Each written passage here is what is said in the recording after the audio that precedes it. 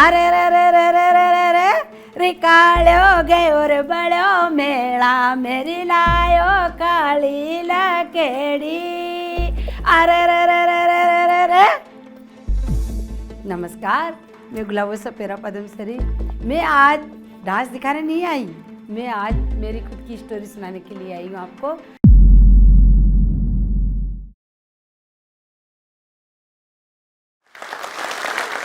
मेरा नाम है धनवंती, क्योंकि मैं धनतेरस को जन्मी थी। दीपावली से 2 रोज पहले जो तेरस आती है, तो धनतेरस को मैं जन्मी हूँ। उस रोज़ सब धन की पूजा होती है और उस रोज़ ये बेटी का जन्म हुआ। हम लोग जो है वो कालबिलिया लोग हैं, और कालबिलिया लोग अभी हमें कालबिलिया के नाम से जानते हैं, हमें सपेरा के नाम से भी जाना जाता है, और हमें नाथ के नाम से भी जाना जाता है। जब से दुनिया बसी, जब से हम लोग बसे हुए हैं, लेकिन हमारी कहीं पहचान नहीं थी। हम लोग बिल्कुल बिछड़ी समाज के हैं। हम लोग जंगल में रहते हैं और जंगल में हमारा रहन सहन खान पीन जंगली है। कभी कभी हम लोग भूखे ही सो जाते हैं, जैसे मैं ही कितनी बार भूखी सोई। तो मेरी माँ मारवाड़ की है, मेरे पापा जो है वो दिल्लीआड़ है, तो मेरे मारवाड़ का रिवाज भी है और दिल्लीआड़ का रिवाज भी है। तो ज़्यादा दिल्लीआड़ों में रिवाज था कि बेटियाँ नहीं रखनी है, तो औरतें वहाँ से लेके आते थे छोटी 4-5 साल की बच्चियाँ लाकर, उनसे बड़ी करके और उनसे शादी होती थी हमारे। तो बस उसी समाज की मैं हूँ और उसी समाज में मैंने पैदा में हुई। तो धनतेरस का दिन था और मेरे पापा उस रोज़ थे नहीं घर पे। पापा चले गए दीपावली का सामान लेने के लिए। मेरी माँ ने मुझे जन्म दिया शाम की 7 बजे, और उस टाइम पे मेरे पापा घर पे नहीं थे। तो औरतों ने कहा कि इसके तो पहले 3 बेटियाँ हैं, अपने समाज से भी रूल से खिलाफ है ये, तो आज अच्छा होगा कि इसको अपने समाज में लेना है, कैसे भी करके इसकी जिद तोड़नी है। तो इस तरीके से समाज की जो औरतें, जो मिडवाइफ होती है, जो जन्माती है बच्चों को, उसने जन्माया मुझे, और मेरी माँ को नहीं बताया कि लड़का हुआ या लड़की, और वो ले जाके और जंगल में ज़मीन में मुझे गाड़ दिया। माँ खूब रोई, खूब गिड़गिड़ाई, खूब हाथ जोड़े औरतों के सामने कि मेरी बेटी की जगह बता दो, कहाँ गाड़ा आपने, मैं जाके लेके आती हूँ। लेकिन नहीं, किसी ने कुछ नहीं बताया और धमका के चली गई कि बोले तू चुपचाप पड़ी रहे और जैसा भी है देखेंगे बाद में। तो रात की 11-12 बजे मेरी मौसी आई मेरी माँ के पास, और उन्होंने बताया कि मैं बता सकती हूँ। तो मेरी माँ ने कहा कि बोले तू बता दे, उसकी जान बचा दे, तेरे 5 बेटे ही बेटे, बेटियाँ नहीं, वो बेटी मैं तेरे को दे दूँगी, लेकिन उसकी जान बचानी है। तो मेरी मौसी कहा कि बोले ठीक है, ये शर्त मुझे मंजूर है, वो बेटी मेरी ही होगी। बोला हाँ वो तेरी, जान तो बचेगी। तो इस तरीके से दोनों बहनें रात की 12 बजे जाके, पर उन्होंने जाने से पहले कहा कि वो मर गई होगी। मेरी माँ ने कहा कि नहीं, मेरी माँ आत्मा कहती वो नहीं मर सकती। माता की आत्मा है ना, वो बोल देती है कि 9 महीने पेट में रखा है वो बेटी कैसे मर सकती है, मेरी आत्मा कितनी जिंदा है। तो इस तरीके से मेरी माँ और मेरी मौसी वो जंगल में गई और जाके और देखा, और वो ज़मीन को खोदा और वो घास निकाला, क्योंकि हमारे जब गाड़ते हैं बच्ची को तो वो पहले खड्डा खोदते हैं, डालते हैं, फिर उसके ऊपर घास डालते हैं, फिर उसके ऊपर मिट्टी डालते हैं। और वो औरत जो जन्माती है वो पाँव से दबाती है कि बच्चा जल्दी ख़त्म हो जाए, लेकिन डायरेक्ट मिट्टी नहीं डालते हैं, उसके ऊपर घास रखते हैं, हरी भरी घास रखते हैं। इससे उनका वो भी उनका लालच होता है कि हरी भरी घास का मतलब होता है कि वो हरियाली रहे पियर में भी, और वो जाए तो भी अपनी अच्छी ज़िंदगी, हरी भरी ज़िंदगी, कहीं अच्छी जगह जन्म ले वो बच्ची। इस तरीके से हरियाली में उनको मारते हैं। तो इस तरीके से मेरे को जैसे निकाला तो मेरी सांसें चल रही थी और मेरी माँ का विश्वास जीता, और मेरी माँ बहुत खुश हुई कि देख मेरी बेटी जिंदा मिली। तो हमारे समाज वालों को पता चला सुबह कि भाई ये तो मुर्दा लड़की को निकाल के लिया है, और रात को ज़मीन में गाड़ा था और रात को 12 बजे निकाल के लेके आए। तो समाज ने कहा कि ये लड़की जिंदा मिली, लेकिन तुम्हारे को पता कि ये लड़की है और कोई भी हो सकती है। बुरे बुरे नाम देने लगे। भाई ज़मीन में से जिंदा कौन निकलता है, चुड़ैल भी निकलती है, भूतनी भी निकलती है। तो मेरे पापा ने कहता कि ज़मीन में से और कौन जिंदा निकलता है पता है आपको, धरती माता, और वो है मेरी बेटी। ये धरती माता की बेटी है, 9 महीने माँ के पेट में रही है, 5 घंटे धरती माता के पेट में रही है। तो मेरी बेटी नॉर्मल नहीं है, मेरी बेटी ये स्पेशल है। तो मेरे पापा हमेशा मुझे स्पेशल कहते थे और बिल्कुल बहुत प्यार करते थे। पर समाज वालों की आंखें ये लगी हुई थी, पंचों की आंखें ये लगी हुई थी कि इस लड़की को एक ना एक दिन मरना है, इसको जीना नहीं है, नहीं तो हमारे समाज पे बहुत बड़ा कलंक हो जाएगा कि मुर्दा लड़की को रखा और समाज वालों के खिलाफ जाके इसको निकाला। तो इस तरीके से समाज की नज़रें लगी हुई थी। जैसे मैं 7-8 महीने की हुई, 5-6 महीने की, मतलब बच्चा गुड़ाइले चलने लग जाता है। तो मेरे पापा ने सोचा कि अगर मैं सुबह से शाम चला जाता हूँ, इसकी माँ काम धंधे लग जाती है, बच्चा गुड़ाइलिया चल के इधर उधर चला गया, औरतें उठा के ले जाएगी, फिर मेरी बेटी को मार देंगे।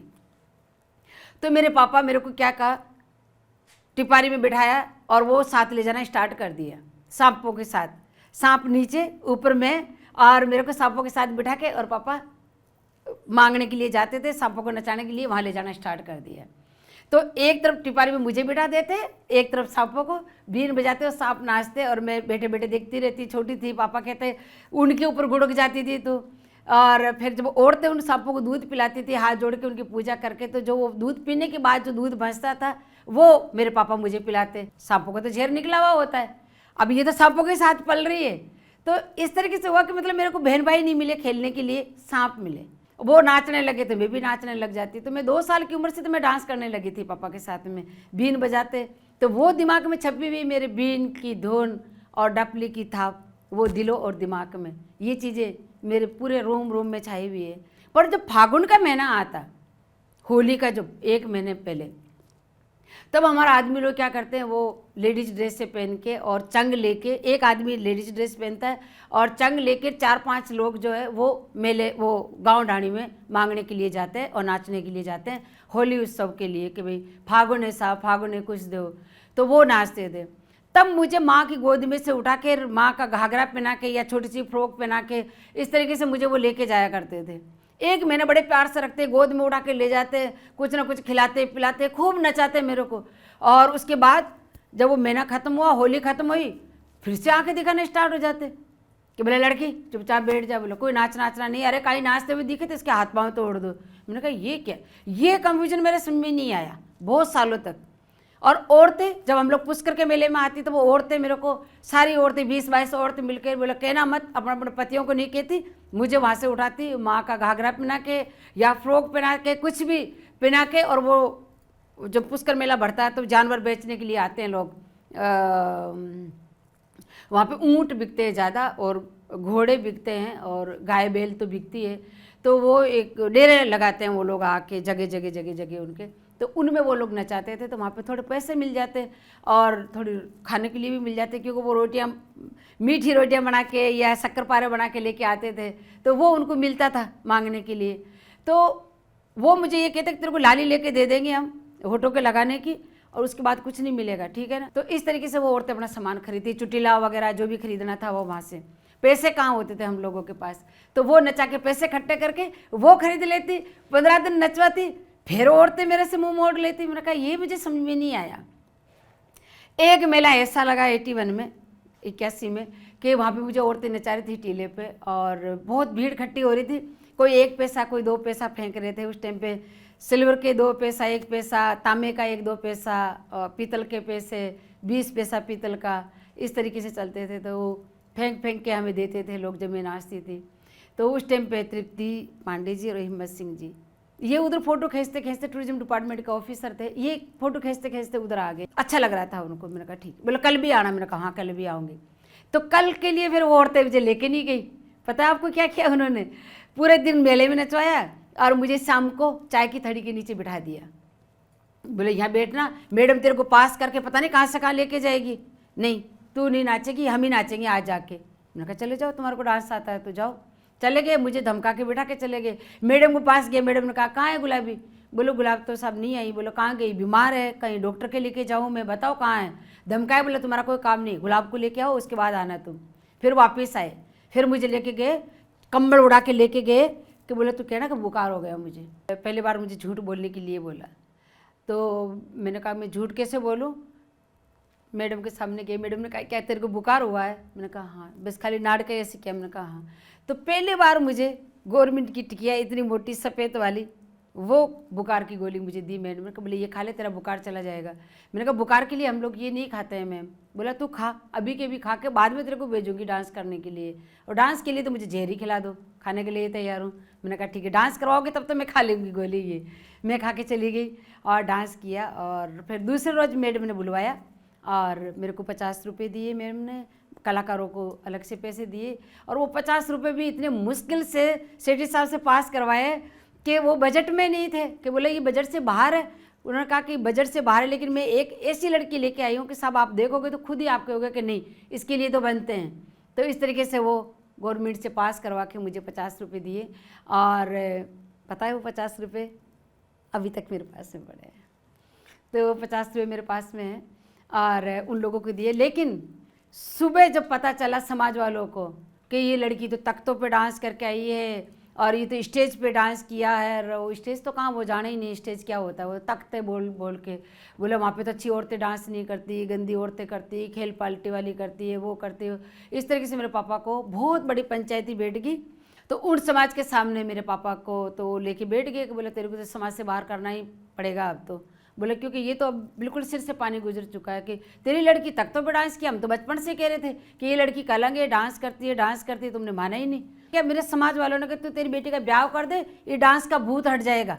तो मैं जब 6 साल की थी ना, तो मेरी 35 साल के एक आदमी के साथ में सगाई कर दी मेरे पापा ने। कि बोले चलो ठीक है, समाज कह रहा है भाई एक न एक दिन जानी है इसको, तो मेरी सगाई भी कर दी। लेकिन वो जो मेरे सगाई वाला ना, वो देखता रहा, वो क्या हमारे साल भर तक घर पे रहता है लड़का कहता बोले ये तो नाचती है, मैं तो नहीं लूँ बोला इसको, डांस ही बंद नहीं होता, मैं अपना आप को संभालूंगा कि इसको संभालूंगा, ये तो नाचती रहती है, या तो इसका इलाज कराओ। तो मैं तो बहुत न्याल हो गई, मैंने कहा मेरी सगाई टूट गई डांस की वजह से, मैं तो अब और ज़्यादा डांस करूँगी। मैंने कहा बढ़िया, ये अच्छा इलाज है, कोई मेरे से शादी नहीं करेगा, क्योंकि मुझे शादी वादी बिल्कुल पसंद नहीं थी। ये औरतें जो आदमी लोग शादी करके ले जाते तो वो मारते थे औरतों को, लकड़ियों से, बड़ी बड़ी लकड़ी होती उससे, तो वो देखती थी मैंने कहा ये तो एक रोज़ मेरी भी ऐसी धुलाई होएगी, तो इस तरीके से डरती थी मैं। तो बढ़िया रहा, मेरी सगाई टूट गई पहले और मेरे को बहुत अच्छा लगा, पर पंचायती बैठ गई बहुत बड़ी और समाज से बाहर कर दिया पापा को कि अब तुम समाज से बाहर हो। 10 या 15 दिन बाद में मैडम ने यहाँ रामबाग होटल में हमारे समाज के सांपों को नचा के, और वो दिखाते थे सिर्फ अंग्रेज़ों के लिए। मैडम वहाँ गई रामबाग में, कहा कि वो जो गुलाबी जो लड़की को मैंने देखा गुलाब को, वो मुझे चाहिए, वो तुम्हारे समाज की लड़की थी, सपेरा समाज की थी। तो मैडम ने कहा मैडम वो तो अजमेर के हैं, हम जयपुर के हैं, उनके हमारा कोई रिश्ता नहीं है, हम कैसे ढूंढें। तो बोले तुम्हारा रामबाग से भी कोई रिश्ता नहीं है, रामबाग होटल में नहीं बैठोगे, सांपों को नहीं दिखाओगे, भागो तुम यहाँ से। तो उनको भगा दिया। वो लोग मेरे पापा के पास आए कि भाई हम तेरी बेटी की वजह से हमारे पेट पे लात लग गई, इस बेटी को वहाँ भेज, मैडम बुला रही है। मेरे पापा ने कहा कि साहब माफ़ी करो, मेरे को समाज से बाहर कर दिया, मैं नहीं जा सकता, मेरी 3 बेटियाँ हैं पहले और मैं नहीं जा सकता। बोला नहीं भेजूँगा मेरी बेटी को। पर मैंने सुन लिया कि वो मैडम मुझे बुला रही है। वो लोग चले गए और सब सो गए। मेरे बड़े भाई के पास में गई, मैंने कहा भैया वो जो मैडम है ना परी में, मुझे बुला रही है, जयपुर कहाँ है वो, वहाँ यहीं कहीं होगा आसपास में, वहाँ बुला रही है। मैंने कहा मैडम, और पापा तो भेज नहीं रहे, मना कर दिया। तो अपन चलते, मेरे भैया कहा अपन तो जानते ही नहीं है जयपुर कहाँ। मैंने कहा रोड पे चल के पूछेंगे ना किसी से कि जयपुर कहाँ है, तो वो बता देंगे। मैं रोने लगी। तो मेरे भैया बहुत प्यार करते थे, बड़े बड़े भैया मेरे, तो मेरी रात की 1 बजे मेरे को गोद में उठाया और वहाँ से हम दोनों बहन भाई भगे। 6-7 किलोमीटर पैदल चले, हाईवे पे जाके और वहाँ पे बैठ गए। बस पैसे तो होते नहीं थे, पैसे कहाँ से लेके आए। बस में हम तो बैठ गए, सीटों पे बैठ गए जाके, बड़े हमारी खरीदी हुई सीटें, इस तरीके से हम तो बड़े प्यार से बैठ गए। अब वो टीटी आया कि पैसे दो, तो भैया ने बोला कि पैसे तो हमारे पास में नहीं है। तो मैं रोने लगी जोर जोर से कि बोले ये क्यों रो रही है। मैंने कहा मेरे को परी मैम के पास जाना है मिलने के लिए, तुम लोग पैसे मांग रहे हो। तो मेरे भैया ने कहा कि साहब इसका थोड़ा दिमाग ऐसे अभी सही नहीं है, तो इसको मैं जयपुर लेके जा रहा हूँ, और वो जयपुर कहाँ आएगा और कब आएगा वहाँ लेके जा रहा हूँ मैं। तो गाड़ी वाला सोचा कि अच्छा जयपुर में बड़ा पागल खाना, वहाँ लेके जा रहा होगा बेचारा ये, तो हमें फ्री में जयपुर तक लेके आ गया और वहाँ बस स्टैंड पे छोड़ दिया। वहाँ से दोनों बहन भाई पैदल ढूंढते फिरे इधर उधर जयपुर में। फिर हमारे समाज वालों का कहीं डेरा का पता चला, पीतल फैक्ट्री, फिर हम लोग वहाँ जाके रहने लगे। फिर कम से मेरे भाई फिर रक्षा चलाया, अब रोटी कहाँ खाएं, फिर रक्षा लिया किसी से किराए, फिर रक्षा चलाना स्टार्ट किया। तो 1-2 रुपया कमा के लेकर आता था भाई, तो फिर उससे हम लोग रोटी वोटी हमारे समाज के डेरों के पास जाके हम लोग रहने लगे। मैंने कहा भाई हम लोग देरान हैं, हमारी गोत्र ये है और हम वहाँ से आए हैं ये है। तो यहाँ के लोग कहने लगे भाई अरे वो लड़की वही तो नहीं है जो नाचती फिरती है। बोला हाँ वही। बोले भाई हमारे पास मत रहो, तुम दूर रहो। तो पर हम नंगटाई से उनके पास रहे। फिर हम ढूंढते मैडम का ऑफिस निकाल लिया, टूरिज्म डिपार्टमेंट में पहुंच गए। मैडम हमें घर लेके गई और सबको बुलवाया, रमा पांडे जी को, रीलारुण जी को, और उन्हीं की बहन है छोटी तृप्ति पांडे जी, हिम्मत सिंह जी, सारे इकट्ठे हुए और मेरे को बताया, बोले तुम तो एक हीरा चुन के लेके आई है, ये समाज की बेटी तो लगती ही नहीं है, ये समाज में डांस कहाँ से आया, ये तो समाज सिर्फ सांपों को नचाने का बीन बजाने का काम है। तो मैडम ने कहा कि हाँ मैं भी यही सोची थी, पर देखो ना पहले बार लड़की ये बीन पे नाच रही है, कुछ ना कुछ तो कोई अलग से ही बोला ये कोई राज है। तो मैम ने मुझे पहचान लिया कि कुछ ना कुछ तो है। तो इस तरीके से मैम मेरे को बहुत लाइक करने लगी। फिर मैं जयपुर में ही रहने लगी। तो मैं 81 से भाग कर आई जयपुर, अजमेर से जयपुर, जब से मैं यहीं रह रही हूँ। फिर उसके बाद मेरे पापा आ गए, कुछ दिनों बाद मेरे भाई आ गए, दूसरे वाले बहन भी आ गई। धीरे धीरे एक एक करके पूरा परिवार हमारा जयपुर आ गया। फिर मैडम ने कहा कि तुम प्रोग्राम करो। फिर यहाँ दिल्ली में दीपावली मेला लगता है, फिर यहाँ पे मेरे को लेके आए, यहाँ डांस किया। फिर दिल्ली, बॉम्बे, कलकत्ता, मद्रास, फिर टूरिज्म डिपार्टमेंट के प्रोग्राम चालू हो गए। तो मैंने एक बीन वाले को पकड़ा और एक कोई छोरी को साथ में रखा। इस तरीके से पहले मैं अकेली करती थी, फिर एक लड़की को साथ रखा। ऐसे करके 5 लोगों का ग्रुप बनाया और हम लोग प्रोग्राम करना स्टार्ट कर दिया। 4-5 साल तक प्रोग्राम करते रहे, बहुत अच्छा रहा। फिर मेरे को अमेरिका के लिए उन्होंने इनवाइट किया कि बोले आपको हम अमेरिका लेके जा रहे हैं। पर पापा को जब तक पता नहीं चला, पापा ने कहा कि तुम कहाँ जा रहे हो? मैंने कहा कोई अमेरिका का कोई देश बता रहे हैं, वहाँ जा रहे हैं। अरे बोले बेटा वहाँ नहीं जाना। मैंने कहा क्यों? वो अंग्रेज लोग रहते हैं वहाँ पे। तो मैंने कहा नहीं, वो पता अपने देश पे राज करते थे, और हम जब यहाँ रहते थे हमारे गधे रेल में कट के मर जाते और हमें सजा देते कि तुम्हारे गधे क्यों आए। तो वो देश में नहीं जाना है। मैंने कहा पापा अब तो सब कुछ सही हो गया। मैंने कहा अब तो जब देश में से जा रहे हैं तो क्या दिक्कत है? पापा नहीं समझे। फिर काफ़ी दिनों के बाद फिर साहब ने समझाया, हिम्मत सिंह जी ने समझाया, तृप्ति जी ने समझाया कि बोले बाबा आपकी बेटी जा रही है वहाँ प्रदेश में, देखना बहुत बड़ा नाम होगा। और आप इतने लड़े 5 साल, और थोड़े से लड़ लो समाज वालों से। मेरे पापा ने कहा कि ठीक है, मेरी बेटी अच्छा करेगी तो कोई बात नहीं, मैं भेजता हूँ। जाने से 1 रोज़ पहले मेरे पापा नहीं रहे और मुझे बताया नहीं किसी ने।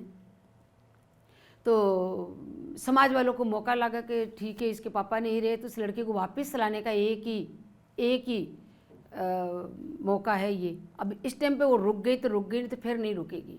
तो हमारे जो समाज के पंच थे वो आए यहाँ पे होटल में, यहाँ हम लोग यहाँ सम्राट में रुके हुए थे इस वक्त होटल में। यहाँ आए और यहाँ से मुझे वापस लेके चले गए। साहब को कहा कि बोला हम लेके जाएंगे, इस लड़की के पापा नहीं रहे।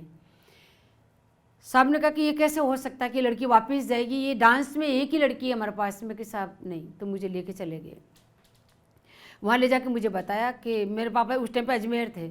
तो मेरे को जैसे मैंने कहा कि मेरे को जाना है, वापस जाना, चिल गाड़ी में बैठना है मुझे। परसों के दिन मेरे शाम की मेरी चिल गाड़ी है, कल रात को, और जल्दी मिल के। मेरे पापा नहीं दिख रहे, कहाँ गए? बोले अजमेर गए हुए हैं तेरे पापा। तो पहले तो मेरे को ऐसे कहते रहे, फिर जैसे मैं मतलब 3-4 बजे तो मेरे पापा, मेरे सारे लोग इकट्ठे होकर मुझे बताया कि तेरे पापा तो जिसके पास तू जाना चाहती वो नहीं रहे।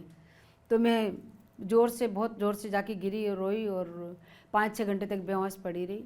और रात की 1 बजे मेरे को होश आया वापस से। मेरी माँ मेरे को पानी वानी पिलाया और कहा कि मैं फिर रोने लगी। फिर मेरी माँ ने विश्वास था मुझे, और फिर मैं डिसाइड किया कि नहीं मुझे कुछ जाना है वहाँ। मेरी माँ ने कहा कि नहीं बेटा आप नहीं जा सकते, 12 दिन नहीं होगा जब तक नहीं जा। बाहर थे पहले जा सकते थे, लेकिन अभी आप यहाँ आ गए, कल ही गुजरे हैं आपके पापा, आप कैसे जा सकते हो? 12 दिन होने के बाद ही आपको जाना। मैंने कहा नहीं, मुझे जाना होगा। मेरे पापा काहे नहीं गुजरे, मेरे पापा काहे नहीं गए? किसके 12 दिन कर रहे हो आप? मेरे पापा मेरे अंदर जिंदा है। देखो मैं पापा की बनाई हुई हूँ, पापा की बेटी हूँ, पापा मेरे अंदर है। सिर्फ शरीर गया ना, पापा थोड़ी नहीं गए, पापा की आत्मा थोड़ी नहीं गई। माँ पापा मेरे लिए इतने लड़ते रहे तो क्या आप नहीं लड़ोगे? तो मेरी माँ ने कहा कि ठीक है तू जा, मैं लड़ूंगी अब तेरे लिए। और मेरी माँ ने मुझे रात की 5 बजे वाली सुबह की बस आती है यहाँ दिल्ली के लिए, उसमें बिठा के और मुझे रवाना कर दिया। और सुबह मैं पहुँची 10-11 बजे, और शाम की हमारी चील गाड़ी थी। ये तो वो बचपन से हम लोग चील गाड़ी बोलते हैं प्लेन को। तो वो चील गाड़ी में हम लोग शाम को बैठ के फिर अमेरिका चले गए। वहाँ 2 महीने और 5 दिन रहे। तो मेरे पापा की बहुत याद आती थी, मैं वहाँ पर रोती भी थी और खाना नहीं खाती थी मैं। तो मेरे को 1 घंटा मिलता था हम लोगों को लंच के, क्योंकि सुबह 10 बजे स्टार्ट होता था फेस्टिवल और शाम की 5 बजे ख़त्म होता था। तो जो स्कूल के बच्चे आते ना उनको मैं डांस सिखाती, और जो फालतू लोग जो घूमने वाले जो टूरिस्ट लोग जो वहाँ आते थे उनको मैं डांस सिखाती चंग बजा के। तो मतलब इतना 2 महीने तक डांस सिखाया कि मेरी वहाँ अमेरिकन सरकार से मेरे वो पेपर तैयार हो गए, मेरे को रखने के लिए तैयार हो गए सब, कि बोले इस लड़की को अभी नहीं पर जाके वापस आएगी, हम लोग इसको परमानेंट यहाँ रखेंगे। सरकार की तरफ से ये हो गया। तो राजू सेठी ने मुझे पूछा कि बोले बेटा आपको यहाँ रहना है और जाके वापस आना है। मैंने कहा क्यों, क्या मेरे को इंडिया में अलाउ नहीं कर रहा है रहना? बोले रहना अलाउ कर रहे हैं, लेकिन बेटा तेरे को यहाँ नौकरी मिल गई है, पता आपको यहाँ काम मिला है, आप पैसे कमाओगे, बहुत अच्छे ढंग से रहोगे, बड़े बड़े घरों में गाड़ियों में रहोगे। मैंने कहा अच्छा, फिर मेरा परिवार कहाँ रहेगा? वो तो तंबू डेरे में ही रहेगा। बोले नहीं तेरी माँ को ले आना और छोटी बहन को ले आना। तो मैंने कहा मेरे भाइयों को वहाँ छोड़ के अकेले, मैं यहाँ अकेले रहूँगी? नहीं, मेरे को यहाँ नहीं रहना, मेरे भाई मेरे साथ रहने चाहिए। तो पर फिर भी मैं नहीं रहूँगी साहब, यहाँ क्यों रहूँगी, मेरे देश में रहूँगी ना मैं। अगर बोले तेरा डांस यहाँ पे सब लोगों को अच्छा लगा है और सब लोग बहुत मान रहे हैं इस डांस को, तो बेटा आपको यहाँ रहना है। मैंने कहा नहीं। तो इस तरीके से वो मेरे को रोज़ बोलना स्टार्ट कर दिया और मैं रोज़ ना कहना स्टार्ट कर दिया। मैंने कहा पैसे नहीं देखना, मुझे मेरा समाज देखना, मुझे मेरे वो लोग देखना। मेरे कहा साहब मेरा सरनेम तक नहीं था यहाँ पे, जो मैंने यहाँ ढूंढा है सरनेम भी। पता है मेरे को गुलाबी नाथ के नाम से बोलते थे, जब मेरी आईडी बनी तो गुलाबी नाथ के नाम से बनी। नाथ हमारे सिर्फ आदमियों के लगते हैं, औरतें तो घरों में रहती, उनके सरनेम की ज़रूरत ही नहीं। पर मैंने यहाँ पे मेरे को पूछा तो फिर मैंने ये बताया कि मैं सांप की जगह डांस करती हूँ। और फिर मैंने 3 रोज़ बाद जवाब दिया उनको कि मैं सांप की जगह डांस करती हूँ तो हमारा नाम सरनेम सपेरा रखो। तो मैंने कहा सपेरा, जो सरनेम सपेरा मैं यहाँ ढूंढा है और मैंने यहाँ रखा है, तो मैं समाज का कितना सुधार कर सकती हूँ। मैंने कहा साहब मैं मेरे समाज को जाके मनाना चाहती हूँ और उनको मैं बताना चाहती हूँ कि मैं ये डांस इस तरीके से हमने किया है, इस तरीके से देश में मान सम्मान मिला है। तो बड़ी बड़ी बुकों में आ रहा था, यहाँ पे भी अखबारों में बहुत आ रहा था। यहाँ तब जब तक लोग, मेरे सारे समाज के लोग मेरे वेलकम के लिए खड़े थे, क्योंकि वहाँ पे गिनीज बुक में बहुत बड़े बड़े बुकों में नाम आ रहा था। तो यहाँ पे इंडिया में बहुत अखबारों में छप रही थी, क्योंकि जाने से मैं गई उसी रात छपी थी पहले बार कि एक लड़की ऐसा हादसा हुआ, उसके बाद में भी बोला वो जा रही है। तो समाज के लोग जो हमारे मांगते हैं, ऊपर से पानी डालते हैं, ऊपर से खाना देते हैं, घर के अंदर बैठ के बीन नहीं बजाने देते हैं, बाहर बैठ के वो सांपों की पूजा करवाते हैं, गली के चौक में नहीं बैठने देते हैं, गली में रोड पे बैठ के बता सकते हैं। और पानी, कुएं पे पानी नहीं भरने देते हमारे को, बिल्कुल ही नहीं। जब जंगल का कोई कुआं होता है ना, उससे हम लोग पानी पी सकते हैं, गाँव के कुएँ से पानी नहीं पी सकते, क्योंकि वो उनका वो अछूत हो जाएगा उसका। तब जो हमारे लोग जब जाते थे बाहर मांगने के लिए, तो किसी होटल में बैठते थे चाय पीने के लिए कि साहब हमें चाय दो, तो पता वो चाय गिलास में देते थे, पहले हमें कटोरे में देते थे। तो उसने कटोरा मांगा और तो वो चाय वाला का बोले नहीं भैया तुम तो चाय ये गिलास में पियो। बोले अरे साहब हम गिलास में कैसे पी सकते हैं? बोले नहीं नहीं आप तो पियो यार, आप उस जो अमेरिका की उस लड़की के समाज के हो ना, आप सपेरा समाज के हो ना। बोले सपेरा समाज के साहब, पर उस लड़की का नाम मत लो, वो हमारा कलंक है, वो हमारा नाक कटवा दिया उस लड़की ने, तो हमें तो कहा जीने ही नहीं दे रही। उन्होंने कहा कि जीने नहीं दे रहे, तुम्हारा नाम कर दिया उस लड़की ने, तुम्हारे समाज क्या पता है?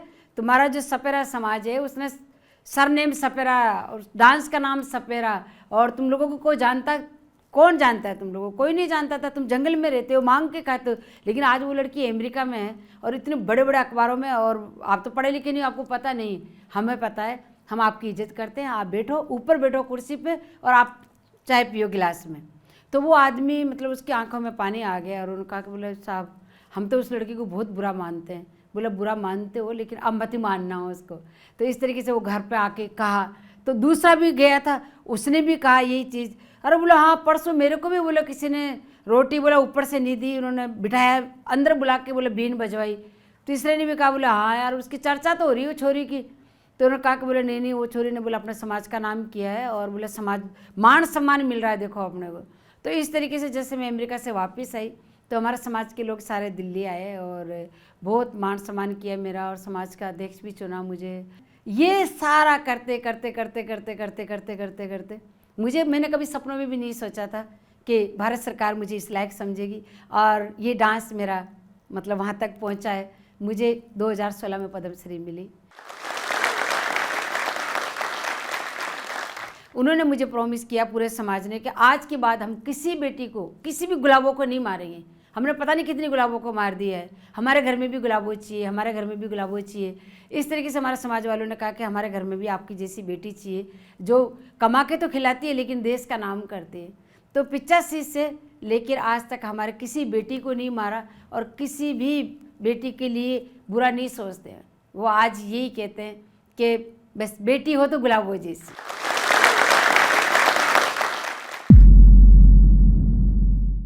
It is said that when you educate a woman, you educate an entire generation. नारी सशक्तिकरण पर ये पंक्तियां हमारे दिल को जोश और हिम्मत से भर देती हैं। ऐसी ही हिम्मत भरी कहानी अभी हमने सुनी जोश टॉक्स पर और हमें उससे काफ़ी प्रेरणा भी मिली। ऐसी ही कहानी है लक्ष्मी जी की, जिन्होंने CS करके बड़े शहर में वो आए जॉब का सपना लेके, पर उन्हें यहाँ जॉब नहीं मिल पाई। पर उन्होंने हिम्मत नहीं हारी। जोश के साथ उन्होंने कम्युनिकेशन स्किल्स पर काम किया और आज एक बड़ी कंपनी में वो काम कर रही हैं। आज की महिला दुनिया के साथ कदम से कदम मिला रही है। चाहे कितनी भी मुश्किलें आए, कितनी भी प्रॉब्लम्स आए, अब हमें उड़ने से कोई नहीं रोक सकता। हाँ, अगर कुछ रोक सकता है तो वो है सही स्किल का ना होना। लेकिन अब जोश के साथ हमें कोई डर नहीं। लक्ष्मी जी की ही तरह कई स्टूडेंट्स जैसे कि वैशाली जी, नीला, प्रणाली, आरती और उषा जी ने मिलके जोश स्किल्स के साथ विभिन्न स्किल्स जैसे कि spoken English, communication skills, personality development, finance, business building सीख कर आज अपनी अलग पहचान बनाई है। अब स्पोकन इंग्लिश की ही बात कर लेते हैं। यहाँ पे आप लाखों स्टूडेंट्स के साथ डेली बोलने की प्रैक्टिस कर सकते हैं to become fluent in English communication. एक सेफ, स्मूथ एक्सपीरियंस और जोश के विश्वास के साथ। Every powerful woman has one thing in their heart, and that is Josh. Now you can also become successful by keeping Josh in your heart and in your phone. आज ही अपने जैसे लाखों student के साथ भारत के number 1 spoken English learning app जोश skills app के साथ अपनी इंग्लिश लर्निंग जर्नी शुरू करें।